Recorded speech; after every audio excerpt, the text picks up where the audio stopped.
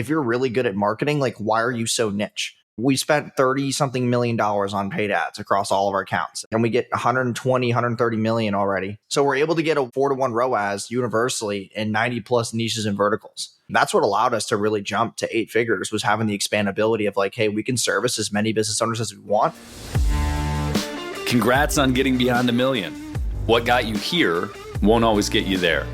This is a podcast for entrepreneurs who want to reach beyond their 7-figure business and scale to 8, 9, and even 10 figures. I'm Brad Weimert, and as the founder of Easy Pay Direct, I have had the privilege to work with more than 30,000 businesses, allowing me to see the data behind what some of the most successful companies on the planet are doing differently. Join me each week as I dig in with experts in sales, marketing, operations, technology, and wealth building, and you'll learn some of the specific tools, tactics, and strategies that are working today in those multi-million, 8, 9, and 10-figure businesses. Life can get exciting beyond $1 million. Jason Wojo, appreciate you carving out time this morning, man.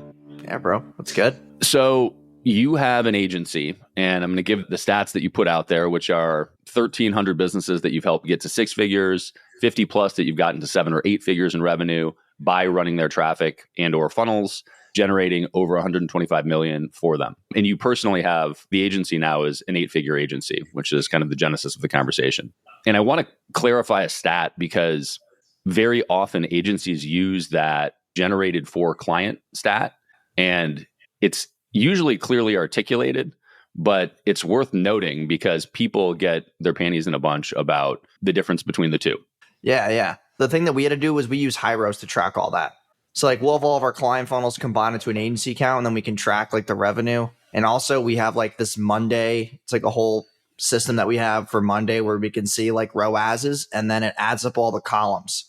So like we're able to track it. I haven't updated it in like probably 4 months. So it's a little bit higher, but like I just don't watch it that meticulously. But the biggest thing that we've been able to do is a lot of agencies niche down, which like I get for system reasons, but like if you're really good at marketing, like why are you so niche?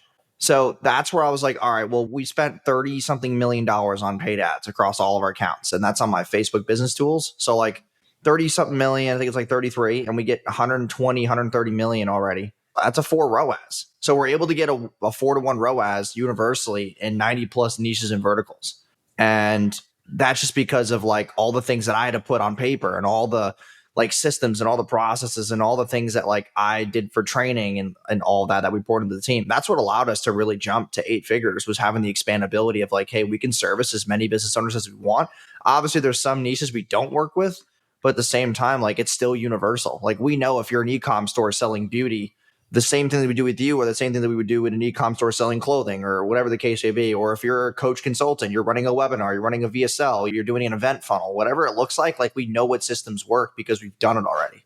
Dig it. Let's dive into that. So I want to get to today, but let's start, as I like to, with the beginning. How'd you get into the agency business in the first place? Yeah. So I was in culinary school right out of high school for a year. And I was really just like rebellious when I was in college because it was my first sense of freedom ever. My parents sheltered me when I was a kid. Like, you can't go out past 8. If you're going to go out, you're not letting your friends drive you. Their parents can pick you up because I don't trust 18-year-olds driving. Like, dude, I was very sheltered. And I'm not going to lie, dude, a lot of the reasons why I didn't become successful faster was because I was so like shy and like introverted, and I was afraid to like network and talk to people.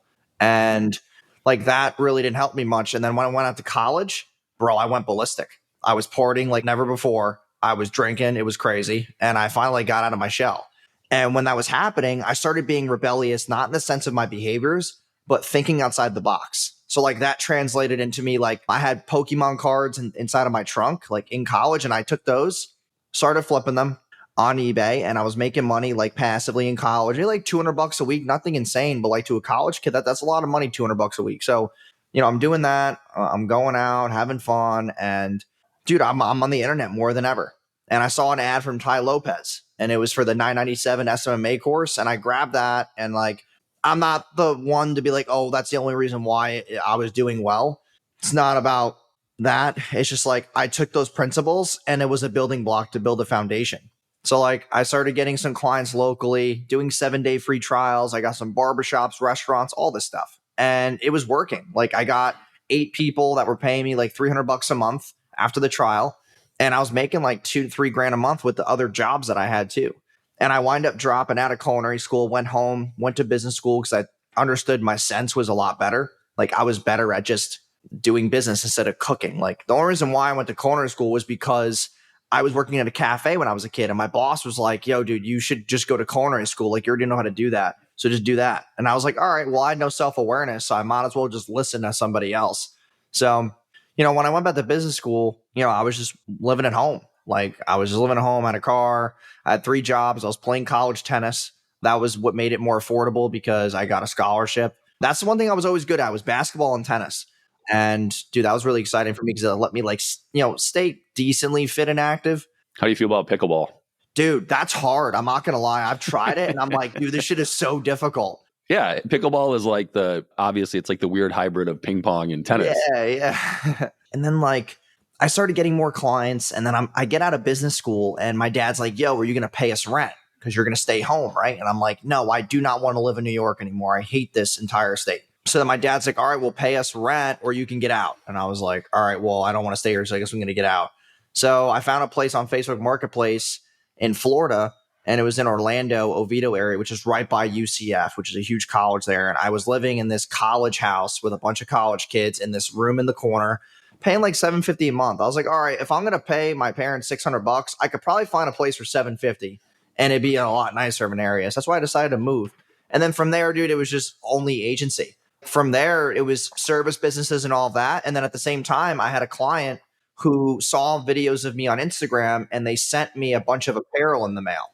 And I made these videos with these shirts that had like hustle, patience, legacy on them. I was doing like motivational videos at the time. And I made these videos and sent it to him. And he was like, dude, these outperformed all of our ads. And I was like, what the hell is he talking about? Like, I don't understand what you mean. Because, dude, with the service business owners, I wasn't running ads. I was just posting for them on social media. I wasn't doing these ads yet. And that's when I learned Facebook ads. He's like, yo, dude, I want you to make these videos for us, and I want you to run our funnel. And I'm like, a funnel? What the hell is that? And then he's like, I want you to do emails. And I was just thrown into this mess. And that's when I had to learn really, really, really, really quickly. So at that point, you were in business school? Well, I was in my junior to senior year. I was like leaving. And got it. Yeah, dude, that was when we took that clothing brand. It was called Hustle Island. We took it to like 11,000 paying customers in 11 months. And no, 21,000 paying customers in 11 months. And then he wound up, selling it. And then I took all the skills, and then I was like, all right, I get to get out of the house, and then I'm going to Orlando now. So I then knew how to run ads. I was doing a free plus shipping funnel with that brand. So that's how we got a lot of the buyers, was a free plus shipping offer. And then I was learning upsells and downsells and click funnels and active campaign. And that's when I was able to take those skills and be like, okay, I'm more comfortable leaving the house now because I know this stuff. Like I can do pretty well with it. So initially, you found a Ty Lopez course on social media marketing agencies, SMMA, and you were basically just doing, we'll call it organic content that you're posting on social. And that was the whole model, right? It was, hey, for $300 a month, I'll do your social for you. Yeah. And at some point, you've got one client that says, hey, we like the videos, they're performing well. And that is the catalyst for you to learn how to do the ad thing. Where did you go to learn the skill sets? Honestly, it was just spending other people's money. And that was a cool advantage of having an agency, was that you were spending your clients' money to get answers. When I was spending the money for Hustle Island, we were spending $2,000 a day on Facebook. I thought I had a huge money block because Greg was like, yo, dude, we're going to spend money on these ad campaigns. I'm like, okay, like $10 a day. He's like, no, Wojo, we spend way more than that. And I was like, oh, okay, like $100. He's like, no, dude, we're spending $2,000 a day. And I was like, holy shit, dude, that's a lot of money. And I thought that was a limiting belief for me. I was scared to click the thing in the ads manager and put 2,000 daily. Like that was really scary for me. And I learned a lot through, dude, if you're spending $2,000 a day for 11 months straight, you learn a shit ton about ads, like real fast. And then we started doing Google search retargeting. I learned phrase match and exact match and all that stuff. And I was like, all right, like I'm pretty good at this. And yeah, dude, that's honestly how I learned. It wasn't through like courses or free YouTube videos. Like it was all just through spending other people's money to learn, which was a great advantage. So that is an advantage to running an agency. And it's also if I'm hiring an agency or when I'm assessing agencies, I'm looking for experience. So this particular client, what gave them confidence to hand you the reins on $60,000 a month to go fuck around? I mean, dude, the crazy thing with Greg was that he was just so open to letting people learn. And that wasn't his only business. Like Greg is somebody who's not on the internet. Like he hates the internet. And he's like, dude, he runs like a real business in Miami right now where he runs a bunch of embroidery factory shops because he took all the stuff we did with the clothing brand and he just like built his own embroidery company and he does like 300 million a year now. And he's like, dude, I hate the internet. I hate all this stuff. I don't want to sell products anymore. Like, I hate people on the internet. I'm just going to run a real business. And I was like, all right, I mean, sick, dude. Like, have fun. Let me know if you need help. But his biggest thing was like, dude, I just want to give people a chance. And his whole thing was like, when I was first coming up, like I wanted people to give me a chance too. And I was like, oh, like, dude, I appreciate that. And it was kind of this mutual thing. Like he kind of saw something in himself, well, in me that he saw when he was a kid. And it was just like this mutual respect thing. Also, man, like the same principles come into my life now that I did see back then, which was back then, dude, I was the one pushing the buttons. And like they were happier with that. And like when people pick an agency right now, what they don't realize is that like you should really pre-vet the team in the back end. Like who is the leadership team? So like when you get thrown to some agencies, and I'm not saying we're the best, but like, dude, I spend a lot of money on payroll to spend money on US people. A lot of these agencies will throw you to some person from Spain or whatever, and they pay them 4 or 5 grand a month, right? Dude, all of our strategy leads are making a lot more than that because we're actually paying people what they're worth. And I think that a lot of people get thrown to an agency and these people who are in there don't have a lot of corporate experience in agency models, or they don't have a lot of marketing experience through direct response. And they're also not being trained a ton. They're just thrown into an ecosystem because the business owner wants to make a good margin. And they're like, oh, like if I pay someone $750 a month to manage an account and I charge 4 grand, I'm good. But dude, you can't keep the 4 grand a month because the client's pissed and they leave. So it's like, the other thing is of recent, I've been just working with a lot of like more private clients that yes, I have to charge more for, but like, dude, they're not leaving because I'm the one pushing the buttons. So it's like, I think a really cool thing for people to understand is that before you pick an agency, a lot of people don't like agencies. And it's because, to be honest, you're not choosing the right thing. You're just choosing based off price. You go on a sales call and you're like, oh, you're 5 grand a month. You do all of this. I'm in. And I'm like, dude, you're getting thrown to like a bunch of people overseas. Okay. The second thing is if it's 8 to 10 grand a month, here's how you really know. If you're looking at an agency and they're not mass scale and they're not touching all your traffic sources and they're not at least 6, 7 grand a month, like that's probably a red flag. It's usually like a red flag because you can't have those kind of margins on US people. There's just no way. And I've been running an agency for 5, 6 years. There's just no freaking way. So that's where I was like, hey, like we're going to do, like we have competitive pricing, but we are able to do competitive pricing because I have a better team in the back end that has higher retention. I don't lose people much. So that's where I was able to have more competitive pricing. And then on my back end on like private stuff, I was able to charge 10, 20, 30 grand a month and it works. I mean, I have a million thoughts on agencies because ultimately the agency model is very easy to get into on the front end, as illustrated by your coming up story. And it's very hard to scale large. The agencies that end up being massive agencies, it's unique. Then you've got kind of the targeting around the agencies. Do you go after small businesses? Do you go after mid-market? Do you go after enterprise? And those are all very different. And when you go after enterprise, when you're doing big business, you've got huge budgets to play with. And so you really are spending the client's money to figure it out. Mm-hmm. Small businesses, you have less tolerance for that because you're not going to keep them around if you're not producing a result, right? And as agency owners get really good, many of them, the natural path is to start selling your own shit. Because you're like, hey, if I know how to market, the margins are in me selling my own stuff. So tell me about kind of the growth of it, because you started out figuring out a lot of these skill sets on one client. How did that turn into an 8-figure agency? Yeah. So the biggest thing that like I realized when I was growing an agency is I can't do everything myself. And like, you know, I'm going to take us all the way back like 3 to 4 years ago where we were doing like $30,000 a month. It wasn't anything insane. Right? You're doing 30K a month and you realize you could do everything on your own, which is okay because I was doing everything on my own. And then I started growing and I started running like one of my low ticket funnels. And that took me to 100 grand a month. And then I was selling high ticket coaching. Then I hit burnout at around 150K a month. I was dying in work. I just didn't understand hiring that well. I sucked at it. Like I would just hire somebody and be like, here, to figure it out. And it was just like, I'm like, what the hell? Why are you not able to do this? And then I was getting so like egotistical about it. I was like, dude, how do you not understand this? Do you not like know anything? You don't have a brain cell? And I realized, dude, that I was the problem. And, I was able to like take it to 30 employees and we're doing 450K a month. That was where like we stopped. And then I had to bring in a CEO because I wanted to have other bolt-ons. So like we had about 30 team members. I brought in an ops manager. He's like, dude, everybody here is not that great. You're making 450K a month and people are not that good. So then he goes in and fires everybody. And I'm like, dude, what the hell are you doing? Like, we can't just do that. So he does it, replaces them fast. It was a little bit of a growing pain. I'm not going to lie. I was a little bit worrisome and scared for about 3 to 4 months as he was hiring, replacing SOPs, all this stuff. And then the other 3 months after that was we just got to build better systems and like processes and all the boring shit, like better onboarding slides, better onboarding in general, all these things that were going on. And he's like, dude, I want to do this. And you have to find other ways to bring us more leads that are higher quality. Then that allowed me to focus on building relationships, going on podcasts, speaking at events. And then we started our own event business. So let me double click on that because that growing pain in particular is super, super, super common. And the hiring element is, a never ending skill set that most entrepreneurs are terrible at. And people that are sort of grown to be CEOs, they seem to be taught that skill set or focus on it early. But solopreneurs that bootstrap tend to just beat their face against the wall repeatedly, myself included, through, hundreds of or thousands, tens of thousands of interviews over time.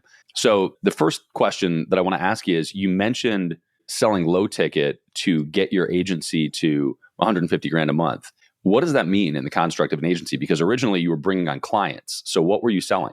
So we were selling ad templates where it was like, hey, here's 100 ad templates that have worked across all these niches that you can take as a swipe file. And it was $17. And dude, when we ran that funnel, this was 3.5 years ago, ad costs were way cheaper.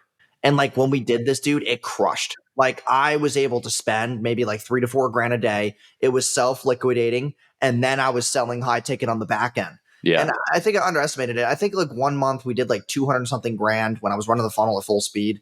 And from there, then it was like, okay, I'm getting all these clients that are really good because low ticket buyers, by the way, if you get them on high ticket, they're just better customers. Like it's just hands down easier. So that's one thing that I was, doing back then. And I still run low ticket funnels to this very day. And that was one skill that I really picked up along the way, was just being able to come into any business and be like, hey, you need a low ticket offer. Here's what you should sell. And here's how we're going to ascend them. Yeah. So I want to talk about that, but I want to talk about the hiring piece a little bit first though. But that's a huge takeaway for most business owners, because a lot of the time when you're selling stuff, you're thinking about your core offer. And there's this never ending conversation about shiny object syndrome. And, are you chasing too many things at once? And should you just focus on what you're doing? But having a self-liquidating offer that is in line with your product set is what allows you to scale cold traffic, right? Paid. And for anybody that's not doing paid, that's an opportunity to do it. And that makes a lot of sense. But I would challenge any entrepreneur to think about what it is that you could use as that lead magnet on the front end to help do paid and create leads. And with you, sounds like you were actually making a ton of money on that in addition to bringing on clients in the back end. Yeah, most of the low ticket offers that I run, they are profitable on the front end, but not like crazy. It's not like this 2 to 3 ROAS thing. Some clients have been like that, but usually it's like 1.1 to 1.2-ish. You just get that a little bit above break even so that you can replenish profit and move more ad spend back into the thing. And it just allows you to predictably scale faster. Love that. Let's come back to that in a second. But you mentioned hiring a CEO. And one of the first things that you mentioned doing was firing everybody or a bunch of people and him bringing on new people. But I wanted to highlight that you had articulated the challenge in training them. And the first thing that he did was create a better onboarding system to bring them on and bring them up. So you ended up with experienced people on the team. And that's a huge deal. Why did you think to hire a CEO, and where did you go to find the CEO? And at this point, you're at what, 5 million a year ish? Yeah, about 4.5 to 5. Yeah. And honestly, dude, I kind of got lucky because I didn't go online and hire somebody. I actually had a friend who was running an agency and he didn't really want to grow and scale it. He's like, dude, I have my ops guy. He's looking for a new opportunity. Like, could you house him? And I'm like, oh boy. So my only condition, dude, I had a huge control problem. My only condition with getting a CEO was, dude, you have to live with me for 6 to 8 months. You have to live with me. And dude, he was fucking down. He's like, bro, I'll do it. So I let him live with me rent free. He got to use my cars. It was this cool trade. And he was like, all right. I'll live with you. And then I'm going to transition into CEO. And dude, it was honestly really lucky for me because I had no other avenue to really find one because I didn't want to go through like cold people and interviews and like just giving someone that much money every month was just like, I don't want to keep having duds. So I was like, dude, just be ops for 6 to 8 months. I'll see if you're good. And then I'll give you what you want on the CEO level with, percentage increases and like incentives. So that's what we wind up doing. But dude, hiring a CEO was the hardest thing because it was my baby for years. And I was like, dude, like, I just don't want to give this thing up. And like, dude, he's been great. Like, it's awesome. And it allowed me to free up more time to do more bolt-ons. So that's when I started building the event business and I started doing more digital products and I started doing more networking and podcasts. Dude, the event business alone is doing over $500,000 a month. And then what else? The digital products, those do 6 figures a month. Like it allowed me to do that and then also have more private clients going into bigger people's circles. Like I'm running Ryan Pineda stuff, Chris Crone, other people I can't discuss on camera, but like there are things that I'm doing right now that are just building my network and it's just so awesome. And all that freed up time allowed me to do it. And now we're just like really trying to take over the space right now. We're doing a full-fledged push. Help me understand your daily life where you wanted to have somebody come and live with you for 6 months to do an interview. It was interesting because I was so busy in the business still. So like I would be sitting here and Casey would be in the other room. We would just be going back and forth. He was like, oh, I got a deal. Like, where's the contract? Like it was honestly, dude, it was a shit show for about 2 months. I had to get him in all the softwares. I had to introduce him to every single team member. He had to do one-on-ones. And then we started doing the hiring funnel. And dude, it was just like, I'm not going to lie. Those 2 months, dude, I was so tired, so exhausted. And then after that, dude, he started to pick up on shit. And I was like, all right, like this is good. But the biggest thing, dude, is I had to pour my heart into that relationship because if I didn't do that, then I would have left him stranded and it wouldn't have worked out the way that I wanted to work out. Beyond a Million is brought to you by Easy Pay Direct. If you're an entrepreneur and you are still using a product like Stripe or PayPal to accept payments, it is time to find out why the largest names in your industry would never consider doing that. Check out easypaydirect.com/BAM to find out more. I think that can be true of lots of leadership roles and management roles. That's interesting. Okay, so tell me, let's go back to the low ticket thing. March 1st, 24 is when we're recording right now. And Easy Pay Direct serves a huge portion of the high ticket community, coaches, consultants, agencies, info product gurus, all the above.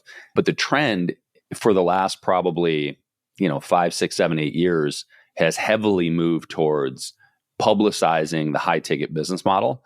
And a big part of that is that there's so much margin in those, which allows you to spend so much more on advertising to make that work. And said another way, you don't have to be as good at ads in cold traffic or creating a funnel when you're selling something that's really expensive. Selling a low dollar thing is a harder proposition for people to figure out very often. How do you approach that? And is there kind of a framework that you use for low ticket? So my biggest thing with low ticket is looking at 2 things. One is simple sells. And 2 is you give your prospect or avatar a quick win. So like, let's say, for example, see, it's difficult with like a payment processor, but like, you got to play with it. But dude, honestly, what I would do is here's like these 7 little known ways of why you should be leaving Stripe or like why Stripe might shut your business down or something like that, dude. Something that would scare people enough to be more curious and like buy that because a lot of people in the industry, dude, they just don't like Stripe. That's a huge thing. The other thing with payment processors is you got to think about how they can avoid chargebacks. Like that's the other worry. Like info product or chargeback rate is getting to X percentage. That's where like I would really sell something like that. Like, hey, watch this like 7-minute video for $7 that will show you how to avoid chargebacks in Stripe and how you should be setting up your processor so you don't get shut down. I think that's something that could do pretty well. I would have to play with wording more, but like it's got to be something that would tease them to come to you. So you're giving them a quick win. Like you're giving them the value of like, hey, listen, this is why like Stripe is this, but I don't know at your position if you're allowed to make a video like that. Like, oh, you're talking smack about Stripe. That might be a bold play. So yes, it would be. And yes, you might get a cease and desist from Stripe, but that's part of the game if you do it. So that general direction I like. That's also like a free video that you would find on YouTube. So talk to me about the self-liquidating side of that. And if video is the only medium you use, or you mentioned templates in the past, let's start with when you do something free or when you charge for something and how you rationalize that? So the free thing I don't do anymore because, to be honest, man, I just don't want freebie seekers on my list unless I'm selling high ticket on a webinar or I'm getting to watch a VSL. That's the only way I'll do like a free opt-in. But like when I'm doing the low ticket, dude, I look at a quick win and also like what constitutes the quick win. So yes, it could be templates, fill in the blank, copy and paste, ready to sell, like those kind of words people like. So like, okay, another thing could be, take this copy and paste product memo that will allow you to avoid chargebacks, or like copy and paste this one line of this that will help you avoid chargebacks, or copy and paste this like descriptor that will allow you to avoid chargebacks. Something, dude, like something that will give them a quick win, where if I copy and paste this thing that's been proven to work, I will pay $7 for it.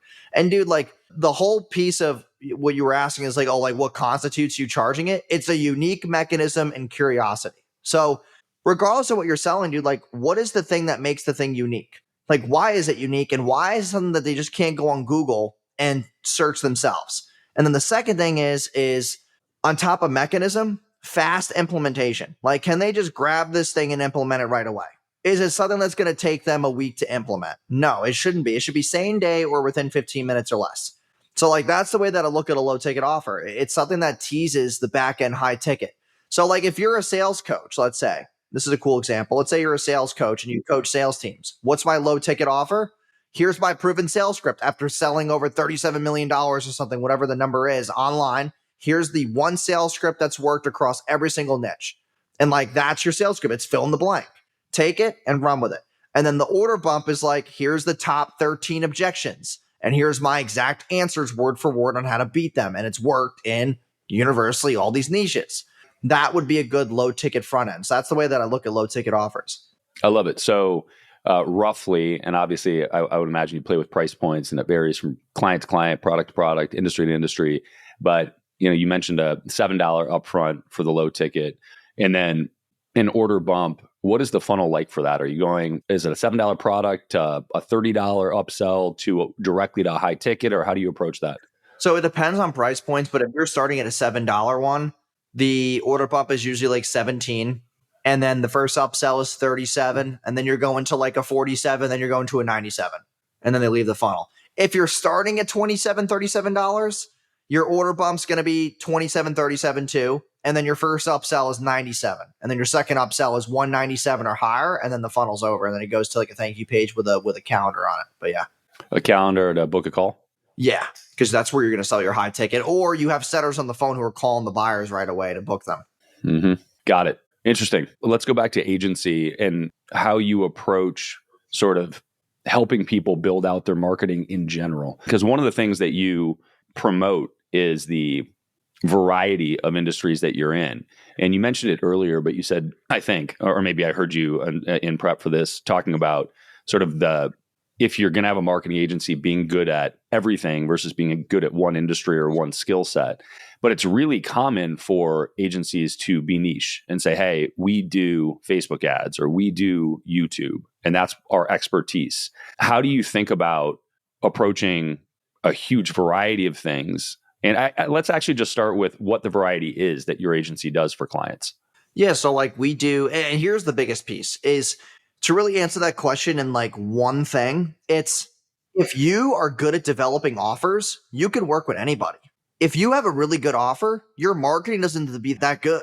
It really doesn't have to be. Like people focus so much on, why it does my ad not look like it'd be world class at the Super Bowl? I'm like, dude, you don't need a world class ad if your offer is really undeniably irresistible. So like, that's the biggest thing that we focus on, man, is when they come in, their onboarding is surrounded around what is your offer and how do we make this thing so stupid easy of a yes?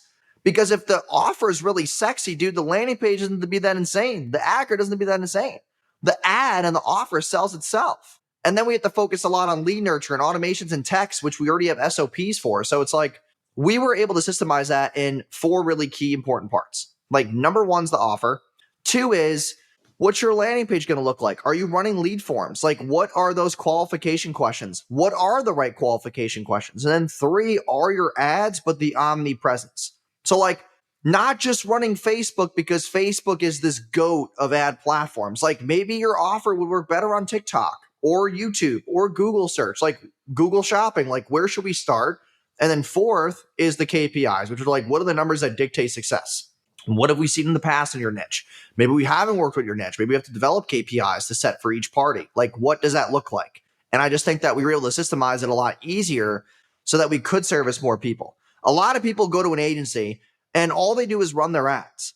It's like, hey, send us a Google Drive folder of all your current creatives. Okay, what's your current landing page? You're sending to a website and they just fucking run into the same shit. They don't do anything different. And it's like, dude, you have to give a good offer. If your offer sucks, the whole funnel is just a complete wash. It's just a complete wash. It doesn't matter. Unless, like, what people don't realize too is that the ads don't matter. That might be a little skewed to say, but from what I've ran in the past, man, like I run a lot of low ticket funnels and VSLs and webinars for a lot of big names out there. We don't need to make sexy ads because that person's on camera. We don't need to try that hard. So people think, oh, well, the big guys can do it. Why can't I? Yeah, because they spent 10 years building a brand. Of course they can go sell a webinar at will and not care about the offer. They have brand.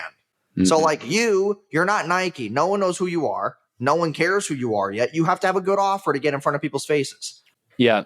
Many, many years ago, we have a client and friend, Ryan Dice, who's kind of an OG internet marketer. And I remember vividly hearing him speak from stage. It was a long time ago now, but he said, people complain about not having enough traffic. And he said, that doesn't make any sense. There's a traffic store. You just go and buy traffic and, Google, Facebook, whatever. They have an offer problem.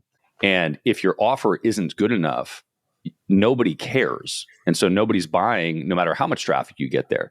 And that's the starting point. So you're echoing that right now, which makes a ton of sense. I want to talk to you about kind of personal brand and media, and you launched into on the front end, being able to pull away from the agency as you put a CEO in place. Where does your time go now? And how do you think about where you spend it to grow the agency? So right now, my biggest focus is bringing more high quality clients in, doing more brand, doing more podcasts, and then I run the event business. So right now we're doing 20. And what's the event? It's Scale Your Ads. We're doing one event every single week. I'm actually leaving in 2 hours to go to West Palm Beach for our next event. So we run one event every single week, 22 cities in a row, 22 weeks in a row. And we do it every single year. We're on week 4 right now. So I have a long way to go until the middle of June. But like, we get 150 business owners in a room.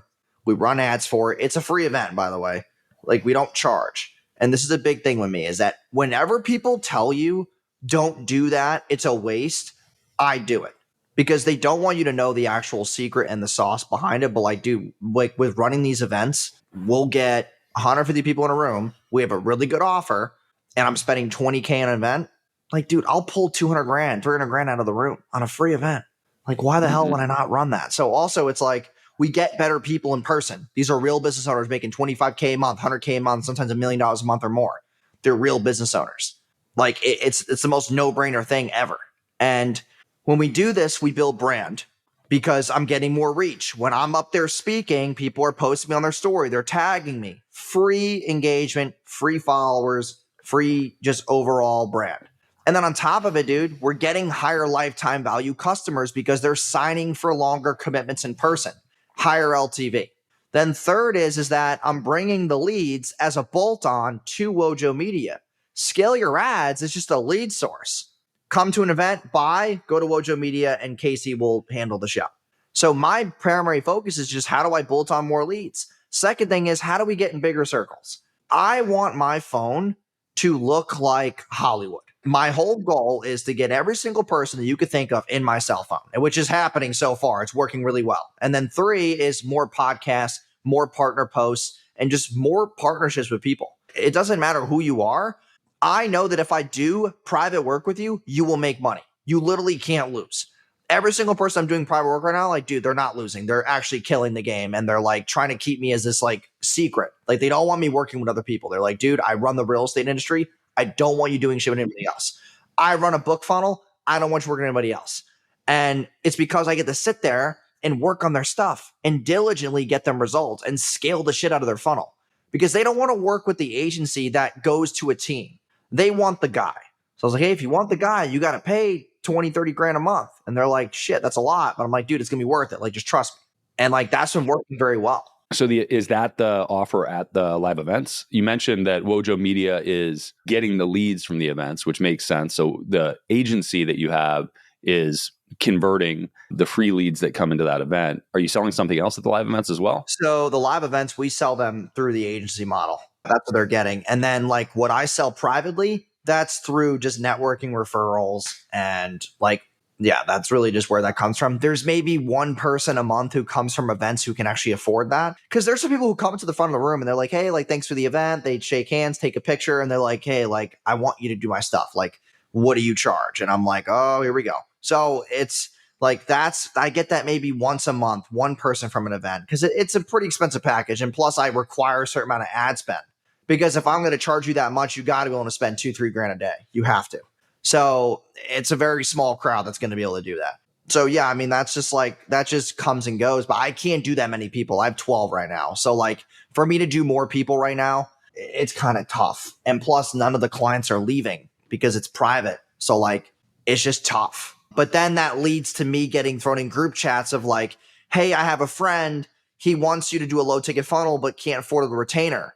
Then I'm like, okay, well, I got to do just like a one-time setup fee. And that stuff I'm okay with, but like, I still don't like that stuff because I don't build the relationship with somebody. Like I would rather charge less and get you to stay longer so I can actually have you as a friend and not just do this transactional shit all day. So it's like, because I had one person like 2 weeks ago and they were like, hey, I want you to just build the low ticket funnel for me. I don't want you to manage it. I have somebody in-house who does ads. And I'm like, all right, well, it's going to be 60 grand. And they're like, what? I'm like, yeah, like you're not going to pay me monthly. I'm not going to do anything else with you. So I have to make more on the front end. Like you might as well do the 20K a month. And he's like, ooh. So it's just tough. And the other side of the coin too, for me is that I will literally like, if a big person comes to me, which I got somebody 2 days ago that like literally runs the entire space. I can't talk about it, but like 2 days ago, this guy came to us and dude, he's running the space right now. Probably one of the top people in the industry. And he's like, I want you to build my low ticket funnel and do all this stuff. So I'm optimizing it right now. And within 2 days, dude, the numbers already went up. And he was like, holy shit, how'd you do that so fast? And it's like, I could just go into businesses and nitpick and I could just fix downsells and upsells really, really quickly. And he's like, yo, dude, I have an event in July. I want you to meet X person, like come and hang out. And this other person is just like, dude, insane. So it's just really cool, dude. Like being able to give quick wins and then getting thrown into circles without asking. Like I give without expectation. I used to always give and ask, which was a problem for me. And that was years ago. I used to give and I was always like, oh, like, do you have now I just go hard to the fucking wall and I just do my thing. And I'm getting asked to do things that are really cool. And I want to be in more networks. That's my only goal this year is brand building and just more equity in the space. Like that's all I care about. Yeah, well, I think that, life is long and the, relationships ultimately are the foundation of everything else that you do. At the same time, it's the trajectory that you are on right now of getting the company to, 5 million, having a CEO brought in there, growing that to 8 figures, and then going back into private clients and relationship building. It's an uncommon approach for people. Why is that your approach versus doubling down on the agency and looking at scaling the agency to 20, 30, 50, 100 million? Yeah. So the thing for me is that Casey is already doing really good increases right now with revenue and like retention and all that. So I'm going to let him keep That's the doing CEO. that. Yeah. Even if it's slower. Right. But here's the thing with me. I look at guys in my space and like this might be a shiny thing, but I know it works because I see all the numbers. But like they're more into the influential piece, like talking on big stages, getting paid 50 grand, 100 grand to speak, all this stuff, dude. And I'm like, bro, no one's going to give me 50 grand to speak. I know that's not like, it's so difficult, dude. And also, what do they all have? And this is something really important for everybody who's listening is like, they all have a book. And I know that's like so shiny, but dude, the numbers I see on the back end of how much money they make off their damn book is like, it makes me feel so poor. So like, there's a lot of people that I run book funnels for. And bro, organically, they're making 300 grand a month off a damn book. And I'm like, what the fuck am I doing wrong? Like, why don't I have a book? So my whole play with this is more brand building. I'm going to run my own book funnel. I'm going to speak on bigger stages, and the speaking gigs and the book funnel will make me $500,000 a month. to where I can tone down my life and not have to run events so much and like ease down my life. Cause I got to figure out other shit in my life, dude. Like I don't have a relationship. I don't have like all this other things. It's just like, I'm kind of getting to that burnout stage where I'm like, dude, I got to focus on me. Like, what the hell do I want in my life? Like, where do I want to have my homes? Like, where do I want to like actually settle down and have a family? Like, I don't know those things. So making money was cool. Growing is cool. But then it's like, what is it for? And I want to be able to have all this brand building stuff in the back end to where, dude, when I flip that switch on a book funnel and I'm doing more speaking gigs, that income alone will be very much enough for me to be able to relax and like look at my life a little bit more. Yeah. So the book funnel, I want to get a couple details on that. Like you said, everybody and their mom has a book, and there are a bunch of companies. We have a few clients that are facilitators to create books for you, right? That'll either write it for you or walk you through the process to do it for you and publish it. When you say people are making a bunch of cash from the book, are you talking about the book being a lead magnet and them upselling to something in the back end? So all the book funnels that I'm running right now, dude, they run to $99 or $197 membership funnels. So like when you're getting $7 for a book and the next page is $99 a month and 20% of them convert, you're building a fat amount of MRR. Also, what are you doing from that? Dude, the people who are paying those kind of prices, like they're decent entrepreneurs. Also, what do they have? A network. And then they might have people who run events and they might like, dude, it's a whole funnel. So what do you want to call it? One of my clients that runs a book funnel, $97 a month. Dude, he's getting a shit ton of people in there. Like, bro, that freaking Facebook group is freaking massive. And I'm like, Jesus, dude, what the hell's going on here? So on top of that, what else happens? They want to do private days of coaching. Like, dude, he's charging $50,000 for a podcast and $100,000 for 1 day of coaching. So like, if he just does 3 days a month and one podcast, he's making money hand over fist. And dude, people are paying it. I see it in the freaking CRM and I'm like, Jesus, dude, like this is crazy. And that is just because the book is like this social proof authority angle.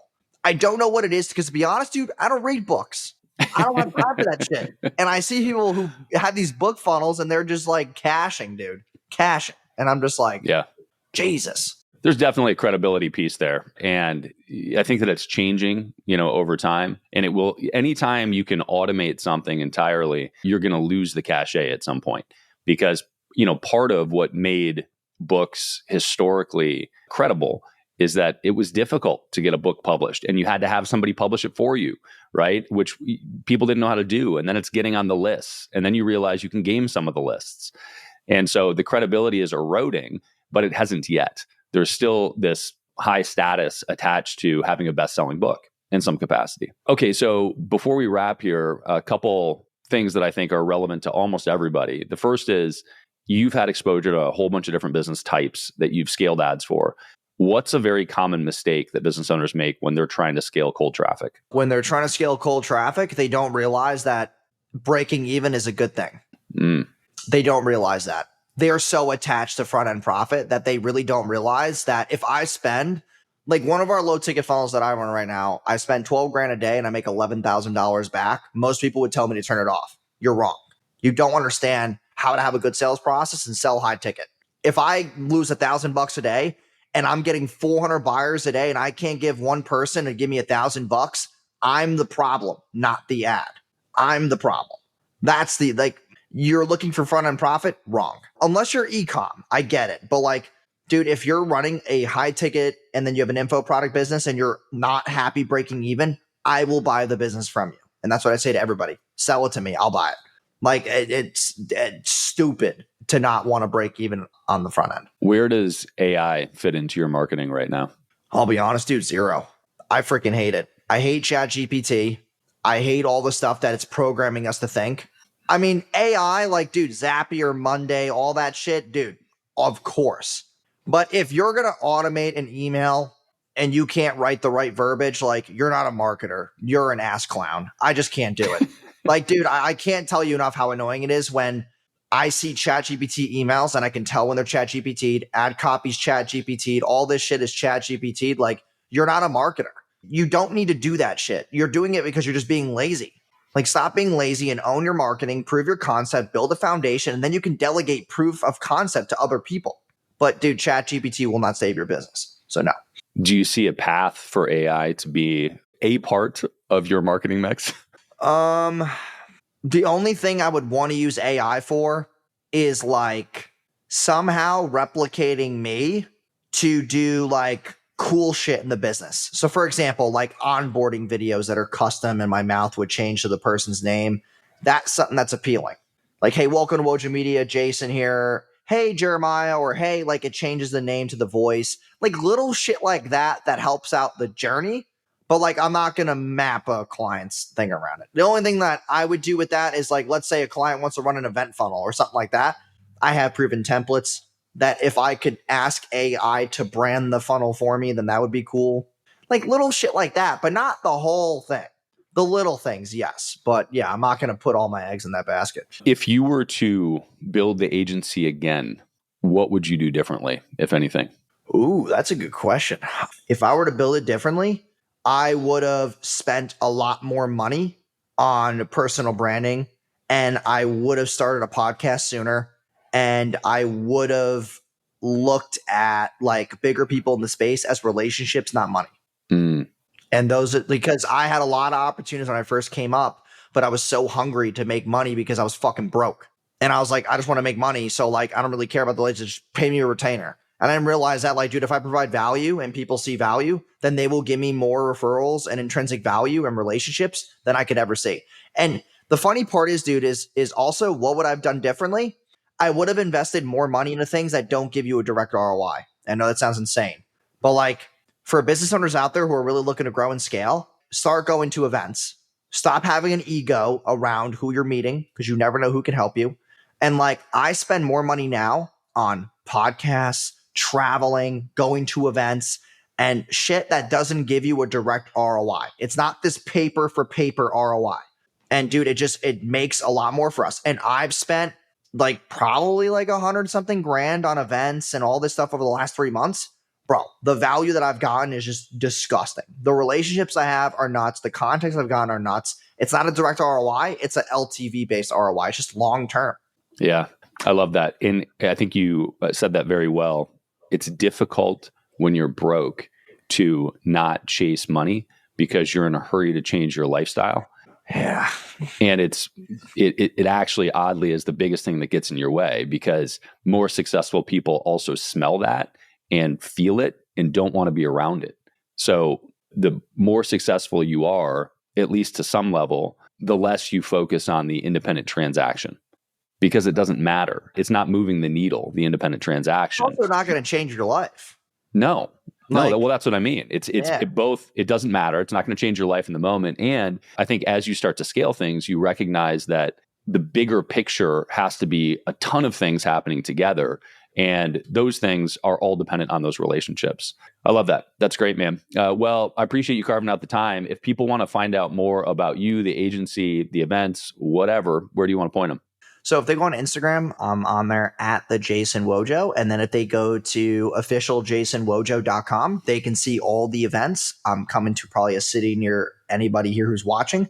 And then on top of that, they can grab my new book, Ads That Sell, just pay shipping and handling. And that's really it. I love it. I love it, man. Awesome. Well, until next time, man. All right. I appreciate it, man. Dig it. If you learned one thing on this episode, share it with another entrepreneur. They need to hear it. Also subscribe so that new episodes just show up on your phone. It's a lot easier that way. And if you want the really good stuff, check out our free BAM! Tactics and Strategies course. It's where we curate the best tips, tricks, and tools that our guests know, whether they've shared them on the podcast or not. Just go to beyondamill.com. You'll also find previous episodes and show notes at beyondamill.com.